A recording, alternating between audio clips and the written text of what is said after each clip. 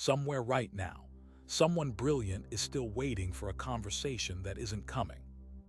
Not actively, not every hour, but underneath everything else, there's a folder in her mind that never got closed.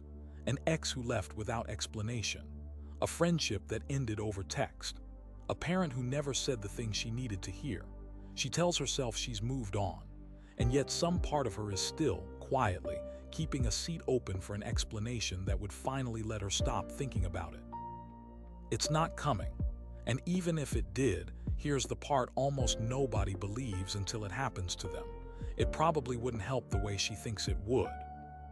Closure is one of the most misunderstood words in the emotional vocabulary because it's treated as a thing you receive, a sentence someone else says, an apology, a reason that finally makes sense of what happened. By the end of this video, you'll understand why that belief keeps smart, insightful people stuck for years waiting on a delivery that was never going to arrive. And you'll have a specific exercise that produces the thing you've actually been waiting for, without needing the other person at all. Stay for that part. It's the one piece of this most people get backward. The trap nobody sees coming. Here's the pattern before the psychology of why. Every other kind of problem in a capable person's life gets solved through information. A confusing situation at work gets fixed by asking the right question and getting the missing fact. A broken process gets fixed by finding out where it broke. So when a relationship ends badly, unclearly, or unfairly, the instinct is the same one that works everywhere else. Get the missing information, and the discomfort will resolve. This is where the trap is set, because emotional closure and factual explanation are not the same currency, even though they feel like they should be exchangeable. You can receive every fact you were missing, the real reason, the honest account, the apology, and still feel exactly as unfinished as before, because the unfinished feeling was never actually about the missing facts. It was about an emotional process that has to happen inside you, that facts can support but cannot substitute for. Smart people chase the facts anyway, because facts are the tool that's worked for them their whole life, and it's very hard to accept that the tool that solves almost everything doesn't solve this. There's a deeper reason this specific trap catches capable people harder than most. Competence is built on a lifetime of evidence that effort plus the right information equals resolution. Study harder, get the better grade. Dig into the data, find the answer. That equation has been reliable enough, often enough, to become an operating assumption applied everywhere, including here, where the actual resolution was never going to come from more information at all, no matter how much effort goes into finding it. The tool isn't wrong. It's just being pointed at the wrong kind of problem, and nothing in a lifetime of that tool working has ever taught its owner where its limits are. Act 1. The waiting list with one name on it. Call her Beatrice. 4 years after a business partnership ended badly, with money and trust both involved, she still checks, every few months, whether her former partner has reached out. Not to reconcile the business, just to say in some form, I was wrong, and I'm sorry for what that cost you. If any part of this is already landing for you, subscribe now. The next 2 topics in this series build directly on what closure actually requires, and you won't want to miss them. Here's what Beatrice told us, almost word for word what we hear from people carrying this specific weight. I'm not even angry anymore, most days. I just feel like the story doesn't have an ending yet, and I can't write the next chapter of my own life until someone else finishes that one.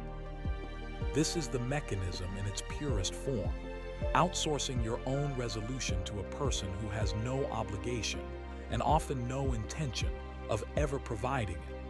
The apology Beatrice is waiting for would take her former partner perhaps 30 seconds to say. It has been 4 years. The math alone should tell her something. If it hasn't come by now, the probability it's coming at all keeps dropping, and yet the waiting continues, because stopping the wait feels like giving up on ever being owed what she's owed. Except owed and delivered are 2 different things, and a debt that will never be collected still has to be written off eventually, or it sits on the ledger forever, quietly draining something every single day it stays open. There's a specific reason this particular waiting is so hard to end voluntarily. As long as the debt is still technically open, Beatrice gets to be the wrong party with an unresolved claim, rather than someone who has simply decided to let a large, real injustice go unanswered. Those feel like very different positions, even though functionally the outcome, no apology arriving, is identical either way. Choosing to stop waiting can feel falsely, like choosing to excuse what happened. It isn't. It's choosing to stop letting someone else's silence dictate the terms of her own peace, which is a completely different decision than deciding the wrong doesn't matter. Act 2, the story your brain refuses to close. Call him Theo. His marriage ended over the course of one conversation he still can't fully reconstruct. His wife said she was leaving, gave reasons that felt incomplete even as she said them, and was gone within 2 months. 2 years later, he can recite the timeline of that final conversation in more detail than he can recite what happened at work last week. There's a well-documented reason unfinished stories occupy more mental space than finished ones.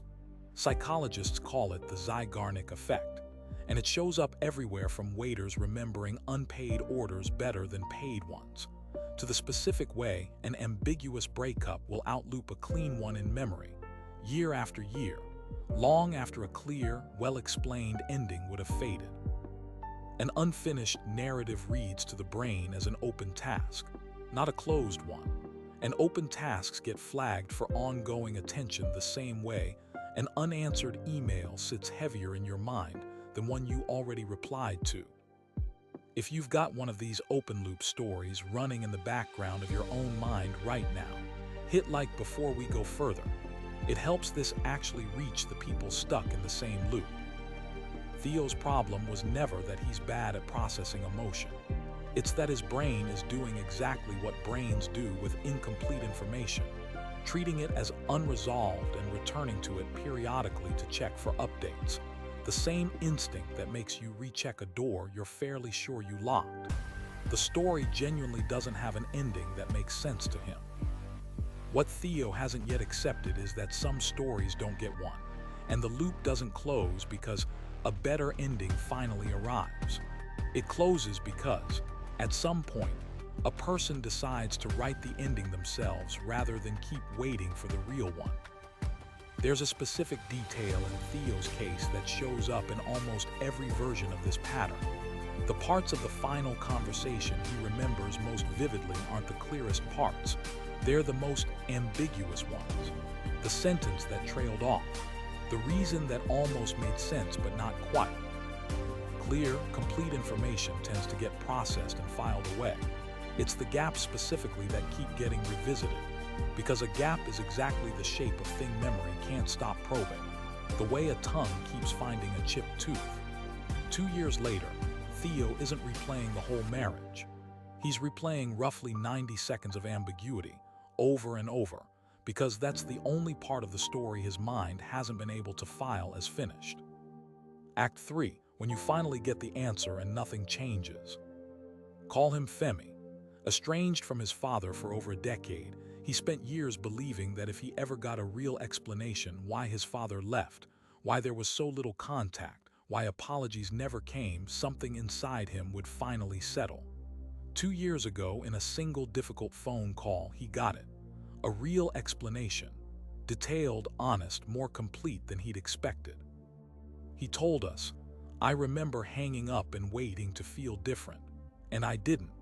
I felt exactly the same as I had the day before, except now I also knew the reason didn't fully justify it, which was somehow worse." This is the piece that breaks the whole premise most people are operating on. Even a genuine, honest, complete explanation does not automatically produce closure, because closure was never an informational state. It's an emotional one, a felt sense that this chapter is finished and doesn't need anything further from you to be complete. Facts can support that feeling. They cannot manufacture it on their own.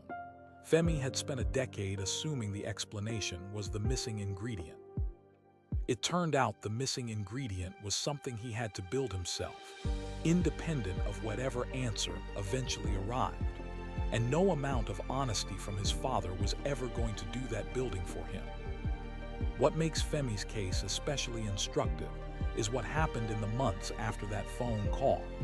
He described going through something close to a second grief, not for the relationship with his father, which he'd already grieved years earlier, but for the version of himself that had believed for a decade that this exact conversation would fix something. Losing that belief turned out to be its own loss, separate from the original one, and arguably harder to name, because nobody sends condolences for the death of an expectation. He had to grieve the fantasy of resolution before he could build the real thing, and that step, quietly mourning the ending you always assumed you'd get, is one almost nobody warns you about. The reveal, closure was never a delivery. If this reframe is hitting you the way it's hit a lot of people who have written and smashed that like button, and stick around, because the next section is the actual mechanism for getting unstuck. Here's what Beatrice, Theo, and Femi all have in common once you strip away the specific circumstances. Each of them was treating closure as an object that exists somewhere outside themselves, held by someone else, waiting to be handed over. An apology, an ending that makes narrative sense, a satisfying answer. In every case, the object never fully arrived or arrived and didn't do what it was supposed to do because closure was never a delivery. It's a decision. Specifically, it's the decision to stop making your own peace conditional on someone else's action. An action you cannot control and, in most cases, have no real leverage to produce. That's not the same as saying the hurt wasn't real, or that what happened to Beatrice, Theo, and Femi didn't matter, or that they should just get over it. It's saying that the mechanism by which peace actually arrives was never going to run through the other person, no matter how badly it feels like it should. The apology would have felt good. It was never going to be the thing that actually let any of them move forward. Only they could produce that. The experiment. You cannot think your way into closure, because thinking is what got you here, endless mental rehearsal, waiting for a fact or an apology to arrive and do the emotional work for you. You have to build the ending yourself, deliberately, because no one else is coming to build it. Comment letter right now, before you keep watching, if you're willing to actually try this rather than just nod along. Here's the version that works. Write 2 letters by hand or typed, neither of which you will ever send. First, write the letter you wish the other person would write to you, every acknowledgement, every apology, every explanation you've been waiting years to receive. Write it in their voice, saying exactly what you need to hear. Let yourself actually feel it as you write it, rather than rushing through. Then separately write your own reply, not to them, to yourself. A letter that grants you the thing you were actually waiting for, permission to stop waiting. Say plainly in your own words that the story is finished, not because someone else finished it, but because you're choosing to close the file. This second letter is the one that matters more, even though it's harder to write, because it's the only one that was ever actually going to work. The first letter shows you what you were owed. The second one is you finally paying it to yourself. Do this once fully without editing yourself out of embarrassment. Most people report the same thing afterward, not a dramatic transformation, but a specific small shift. The loop gets quieter, not gone, quieter. That's what closure actually feels like when it's real, not a lightning bolt, a slow decrease in how often the story comes knocking. The refrain. Beatrice was never going to get the apology by waiting longer. Theo was never going to get an ending that made the loop stop on its own. Femi got the actual answer and discovered it wasn't the answer he needed. In every case, the resolution they were chasing outside themselves was something only they could ultimately produce. Not because the other people didn't owe them something, but because owing and delivering are 2 different things. And a life spent waiting on a delivery that isn't coming is a life spent on hold.